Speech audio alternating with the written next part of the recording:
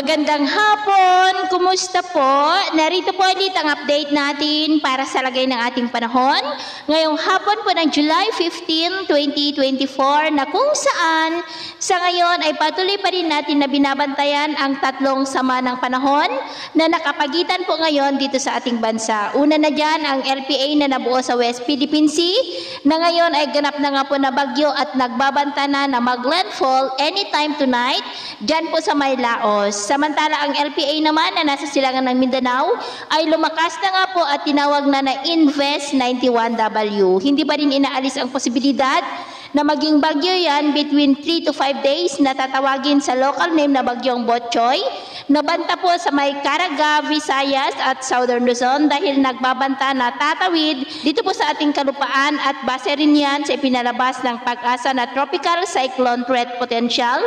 For the next 2 weeks ay posible itong tatama dito po sa ating kalupaan. Maging yung shallow LPA na nasa labas pa rin ng ating PR ay nakitaan rin ng paglakas sa susunod na mga araw na patuloy na magpapalakas at hahatak po ng habagat. Kaya maliban po sa pamumuo ng mga bagyo sa karagatan malapit sa ating bansa ay paghandaan rin natin ang malakas na bugso ng habagat lalo na po sa huling linggo ng buwan na ito.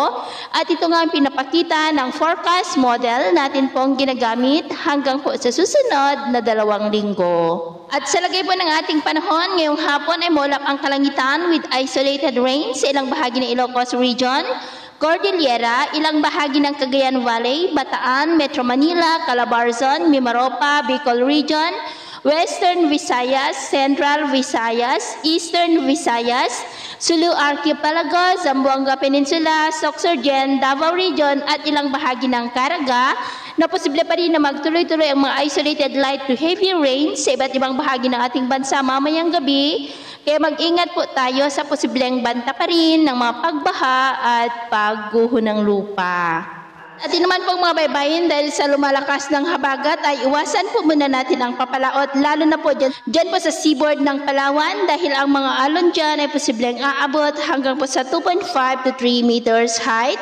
Kaya iwasan po muna natin ang papalaot dyan po sa mga may kulay pula para mas makaiwas sa mga sakunang pangkaragatan. So, ito po ang latest update natin sa araw na ito. At ako muli si James na nagsasabing, sa kahit anong pagsubok po na darating sa ating buhay, huwag na huwag po tayong mawawalan ng pag-asa. Thank you and God bless!